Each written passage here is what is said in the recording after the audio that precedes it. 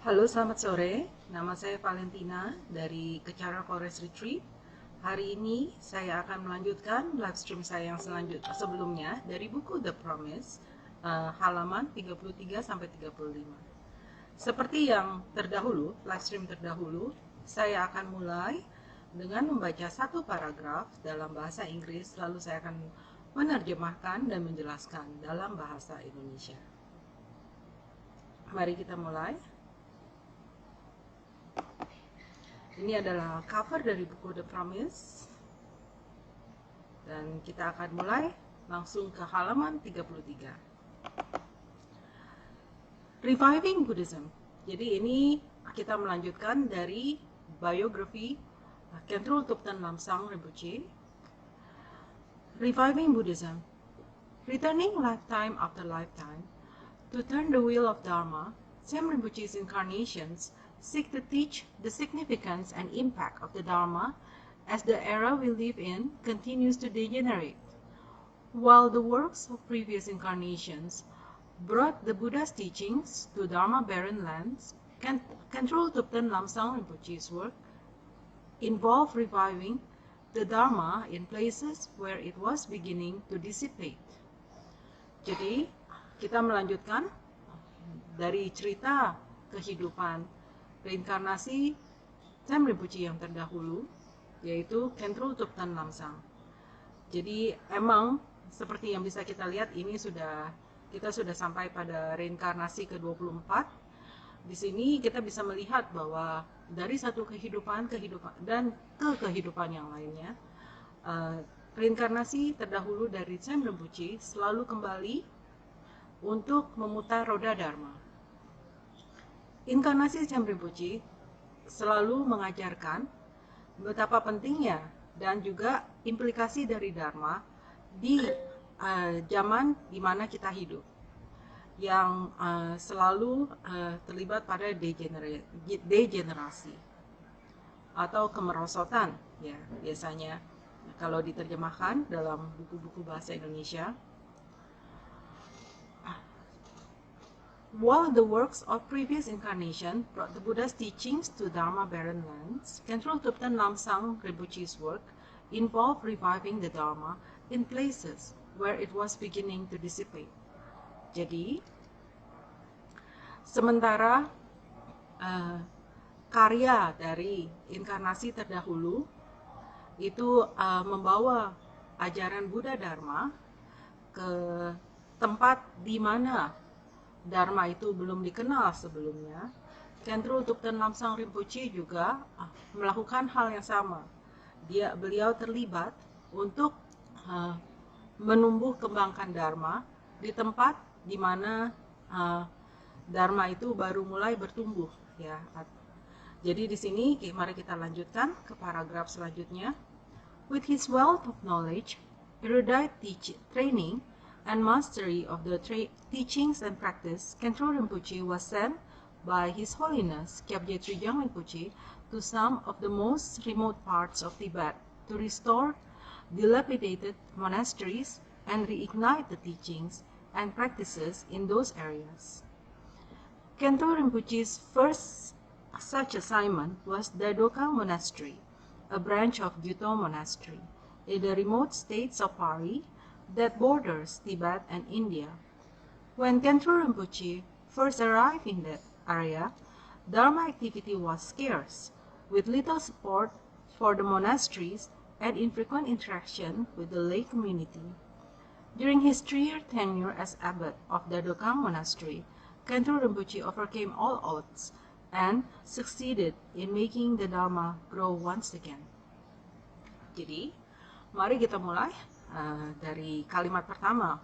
With his wealth of knowledge, erudite training, and mastery of the teachings and practice, Khentrul Rinpoche was sent by His Holiness Kyabje Trijang Rinpoche to some of the most remote parts of Tibet to restore dilapidated monasteries and reignite the teachings and practice in those areas.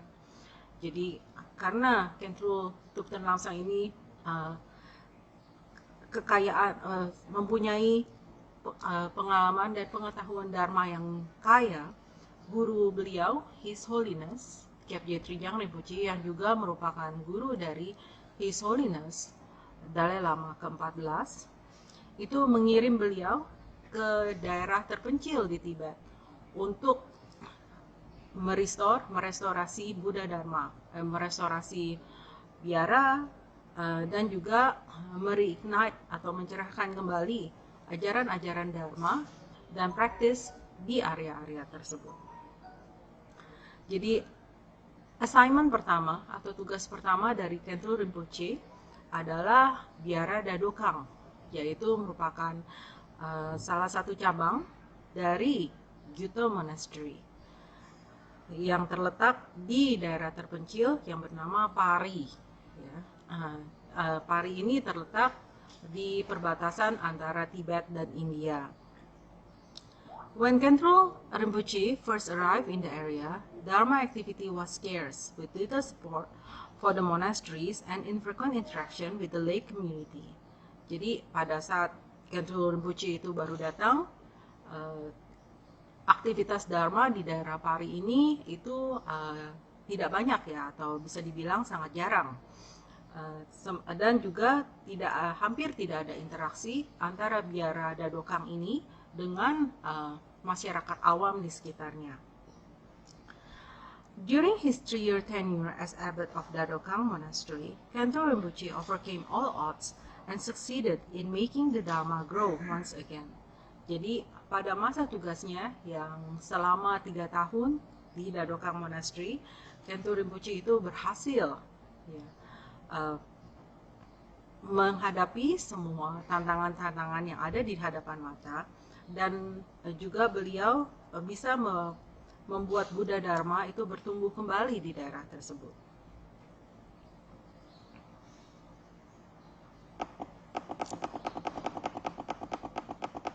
Jadi mari kita lanjutkan ke paragraf selanjutnya. Khentu Rinpoche refurbished the monastery, built large Buddha statues, and reintroduced the practice of extensive pujas or prayer rituals for the people of Pari. Jadi Khentu Rinpoche memperbaiki biara Dadokang tersebut, membangun patung Buddha yang besar, dan juga memperkenalkan kembali praktek puja atau puja yang cukup ekstensif atau ritual doa di sini ya. Puja itu sama dengan ritual doa bagi masyarakat Pari. The revival of activities restored faith in the hearts of both the lay and ordained communities. Jadi karena aktivitas-aktivitas ini diadakan kembali, keyakinan dari masyarakat sekitar itu juga mulai bertumbuh kembang kembali ya. People began making offerings which supported both Dadokang and the mother monastery Gyuto. Masyarakat sekitar juga mulai menghargai apa yang dilakukan oleh Khentu Rinpoche, dan beliau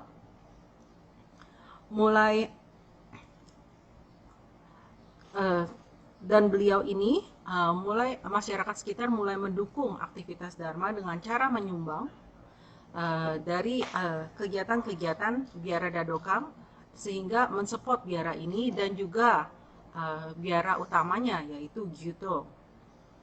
Words of Khentu Rinpoche's incredible accomplishment began to spread throughout the region, marking the beginning of many such challenges for the rest of his life. Jadi bahkan reputasi dari Khentu Rinpoche ini dan juga apa yang telah dicapainya mulai tersebar di daerah tersebut, dan ini merupakan tantangan pertama yang cukup challenging ya dalam hidupnya. The efforts to revive Dharma from ruins would be repeated and intensified in difficulty for Khentu Rinpoche, who subsequently undertook the responsibility of restoring and leading Sandrup Cheling Monastery in South Pari and Rizom Butok Monastery. Jadi kegiatan yang beliau lakukan di Dadokang untuk menyegarkan kembali pertumbuhan Dharma di daerah tersebut itu kemudian akan diulang kembali di daerah Pari Selatan, yaitu di biara Samdrup Cheling dan juga Biara Risong Butok. Samdrup Cheling is a monastery Khenpo Rinpoche built himself, while Risong Butok Monastery is an affiliate of Ganden Siatse.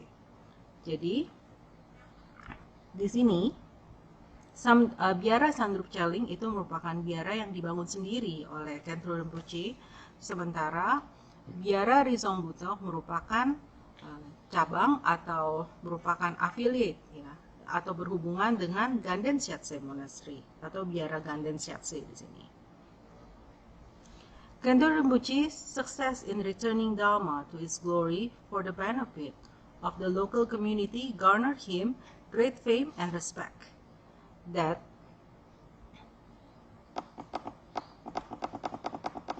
spread far and wide, reaching the Chinese authorities, who took notice and recognized him to be the leading force of Dharma in the region. Khenpo Rinpoche established what would become thriving Dharma communities and further improved the conditions of the monasteries, created large central images of worship, and directed resources back to the mother monasteries of Ganden and Gyuto. Jadi, aktivitas dari Khenpo Rinpoche untuk menumbuh kembangkan Dharma di daerah Pari ini itu mulai tersebar ya, ke daerah-daerah yang jauh, bahkan sampai dengan otoritas Chinese dari Chinese juga yang cukup berpengaruh pada saat itu mulai memperhatikan apa yang dilakukan oleh Khenpo Rinpoche dan mereka mengakui bahwa beliau ini adalah salah satu tokoh berpengaruh di daerah tersebut. Dan kemudian Khenpo Rinpoche established what would become thriving Dharma communities that further improved the conditions of the monastery, created large central images of worship, and directed resources back to the mother monasteries of Ganden and Gyuto. Jadi yang dilakukan Khenpo Rinpoche ini adalah beliau ini mengestablish atau mendirikan masyarakat yang menghormati Dharma dan melakukan praktek Dharma, dan juga beliau itu memperbaiki kondisi dari biara-biara yang ada di sekitarnya,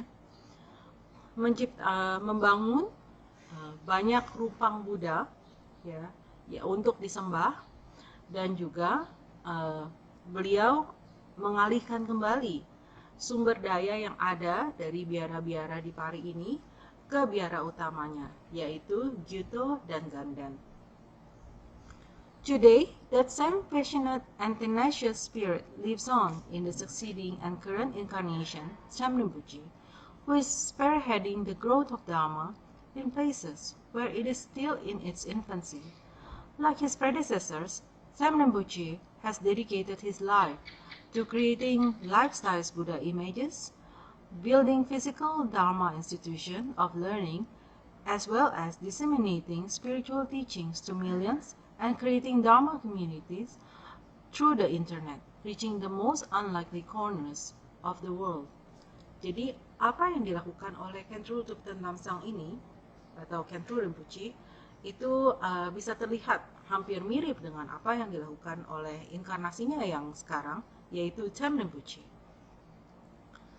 Jadi, seperti juga inkarnasinya yang terdahulu, Sam Rinpoche juga mendedikasikan hidupnya untuk membangun rupang-rupang Buddha yang besar, membangun institusi Dharma baik secara fisik, untuk ada menyediakan tempat bagi masyarakat untuk belajar, dan juga menyebarkan ajaran spiritual ke jutaan orang dan menciptakan komunitas Dharma melalui internet, dan sehingga beliau ini berhasil reach out atau berhasil menyentuh sudut-sudut yang di dunia ini yang biasanya tidak tersentuh oleh ajaran Buddha Dharma. Mari kita lanjutkan ke halaman selanjutnya, yaitu halaman 34.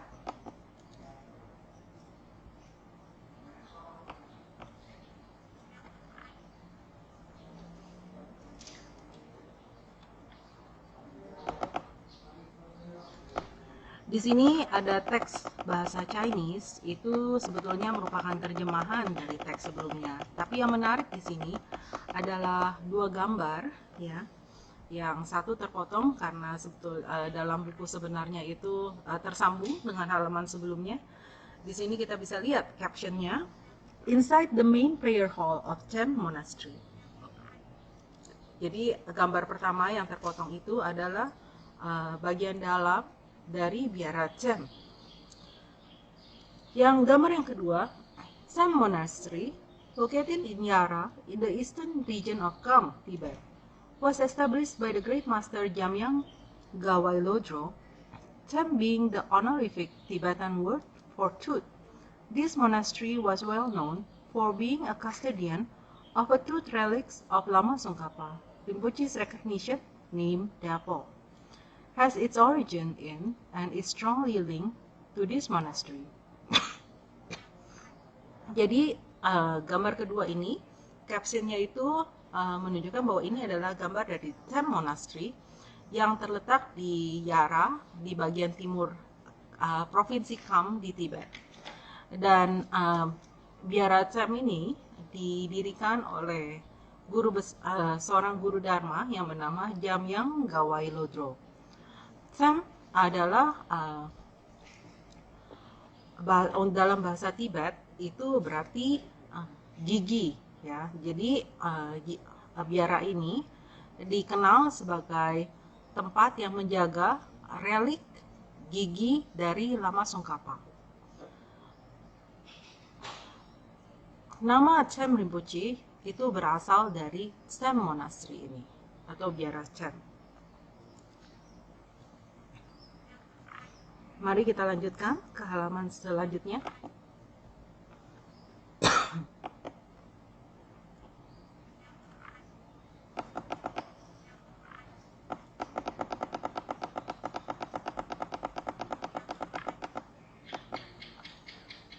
Halaman 35. Rise to Fame. Uncommon for his time, Khentrul Thupten Lamsang Rinpoche had the wisdom and compassion to give spiritual and secular advice that most suited the people and condition that he encountered. Jadi Khentrul Rinpoche ini melakukan hal yang pada saat masa hidupnya itu tidak biasa, karena beliau itu memberikan kebijaksanaan dan juga rasa kasih untuk dalam nasihat-nasihat baik yang berbentuk spiritual maupun sekuler. Dan hal ini cocok bagi masyarakat yang hidup pada saat itu dan juga melihat dari kondisi kehidupan mereka. While it is accepted and even expected that a monk may be highly knowledgeable in spiritual matters, he would not necessarily be able to relate to worldly matters accurately in order to help lay people in their secular concerns. Jadi walaupun itu bisa sebetulnya sudah diharapkan ya bahwa seorang biksu itu memiliki pengetahuan yang dalam mengenai Buddha Dharma, tapi tidak semua biksu bisa merelate atau menyampaikan ajaran Buddha Dharma dalam bentuk yang relevan bagi kehidupan sekuler dari masyarakat awam pada umumnya.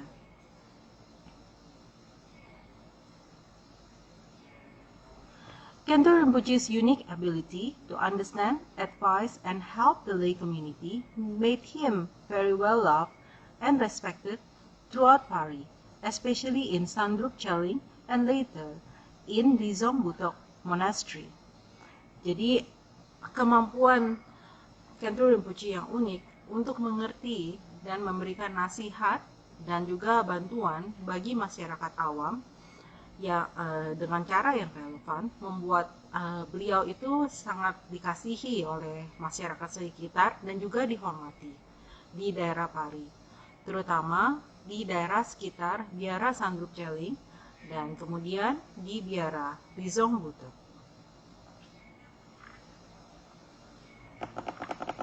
Paragraf selanjutnya. As their faith and trust in Khentrul Rinpoche's clear discernment between right and wrong grew, And as his understanding of the ways of secular life increased, people would seek his guidance and readily listen to his advice. Jadi semakin banyak masyarakat awam yang memiliki keyakinan akan kemampuan dan maksud baik dari Khentu Rinpoche, dan juga seiring dengan berjalannya waktu, Khentu Rinpoche itu makin mengerti masalah-masalah yang dihadapi masyarakat awam pada umumnya. Semakin banyak orang yang meminta bimbingan dari beliau, dan juga mereka itu lebih siap untuk mendengarkan nasihatnya. He eventually assumed the role of both spiritual and secular head, sometimes attending in as a judge for legal matters that could not be otherwise resolved. Jadi karena beliau itu merupakan salah satu dari tokoh berpengaruh pada masanya di daerah Pari, beliau itu dianggap sebagai pemimpin baik dalam bidang spiritual maupun sekuler. Bahkan kadang beliau itu menjadi hakim ya dalam masalah legal, yang kalau beliau itu tidak menjadi hakim atau tidak memberikan keputusan atau bimbingannya, masalah-masalah tersebut tidak dapat diselesaikan. From his consistent display of wisdom and compassion, Khentu Rinpoche became very powerful and famous throughout the area, even among neighboring Indian and Chinese communities. Jadi karena beliau itu sangat bijaksana dan beliau itu sangat pengasih terhadap masyarakat sekitarnya, Khentu Rinpoche itu menjadi tokoh yang sangat berpengaruh dan juga memiliki ketenaran di daerah tersebut. Jadi beliau itu sangat terkenal. Bahkan di antara masyarakat India dan Chinese ya, yang hidup di sekitar daerah tersebut. Based on the accounts of some of his students who are still alive today in Tibetan monasteries in India, such as Geshe Ngawang Tashi, Khentu Rinpoche's method of turning the wheel of Dharma brought him many followers and students within Tibet and from the surrounding countries such as India, China, Nepal, and Bhutan. Jadi berdasarkan kesaksian atau cerita dari murid Khentu Rinpoche yang masih hidup, seperti contohnya Geshe Ngawang Tashi, kita bisa melihat bahwa metode dari Khentu Rinpoche yang dilakukan oleh Khentu Rinpoche untuk memutar roda Dharma itu membuatnya diikuti banyak orang ya. Jadi banyak orang yang memiliki keyakinan terhadapnya, dan juga beliau memiliki banyak murid baik di daerah Tibet maupun di negara-negara tetangga seperti contohnya India, China atau Tiongkok, Nepal, dan juga Bhutan. Khentu Rinpoche attracted businessmen and traders who traveled to Pari just to seek his advice and blessings, as well as requests for pujas or mo, a method of divination to be performed for them. Jadi dari beberapa pengikutnya, seperti contohnya orang yang melakukan aktivitas bisnis dan juga pedagang, yang banyak dari mereka yang datang ke Pari hanya untuk meminta beliau itu melakukan puja atau juga divinasi atau ramalan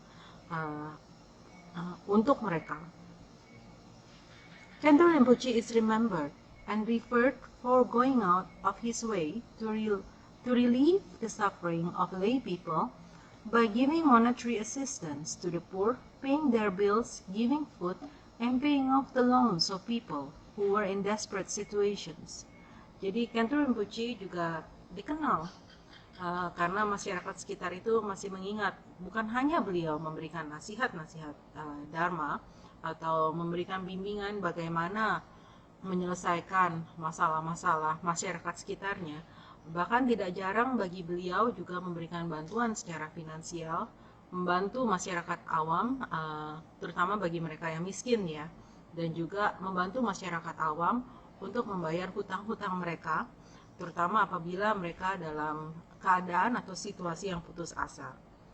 This quality of unconditional care for others is experienced again in his current incarnations as Sam Rinpoche, who tirelessly find ways to better the lives of his students and every person he comes across. Jadi ini juga mirip dengan reinkarnasinya sekarang, Sam Rinpoche. Beliau juga banyak membantu orang-orang dan beliau sangat tidak mengenal lelah untuk memperbaiki atau membantu kehidupan murid-muridnya dan juga orang-orang yang ditemuinya. Mulai dari memberikan pengobatan, medical treatments, atau juga membimbing mereka dan memberikan nasihat mengenai dalam masalah-masalah praktek spiritual, masalah keluarga, masalah hubungan dengan sahabat, dan juga masalah keuangan. Khenpo Rinpoche built an exceptional relationship with the people of Pari and restored the practice of Dharma there, which many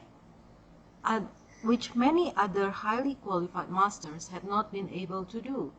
Jadi Khenpo Rinpoche itu memiliki hubungan yang sangat baik dengan masyarakat Pari dan juga beliau berhasil merestorasi praktek Dharma di sana.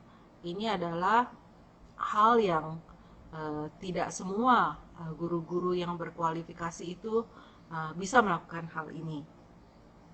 Khenpo Rinpoche established himself so strongly in the area that his own monastery, Samdrup Cheling, rose to become the central gathering place for all Sangha of Pari.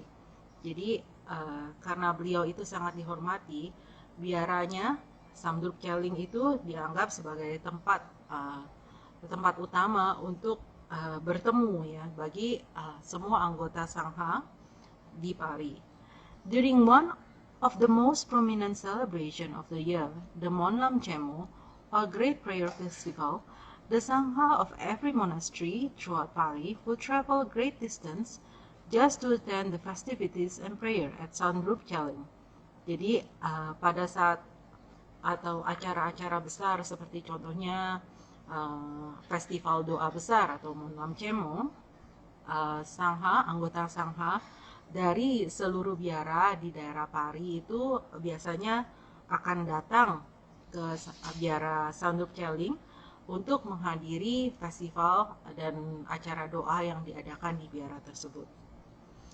Jadi dengan ini saya akhiri live stream hari ini atau live stream yang ini,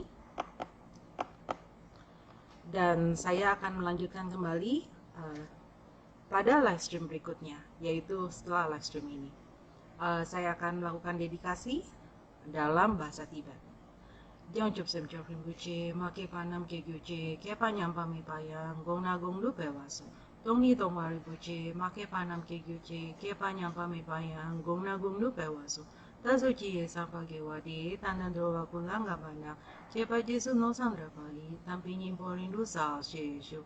Kewa kuntu yanda Ramadan, dame choki pala lo joji. Sadalam giyo tenab jokni, doje changi gopang yutusu. Gewa di nyudoda, lama sange dupyuni, doa chikyang malupa, de isala gopasu. Choki gapo songgapa, chosu nampa pewala. Yeki sama chiwada, tuki malu samasu. Dada sengi dusundang, diwasok nyilatane. Gewa lo sandapai, tanpa yuri pa yuchi. Nyi model Alexander, nyi megunyan delexin. Ni santaktu delepel, konco sungi jingilo, konco sungi ngoduso, konco sungi trashisho.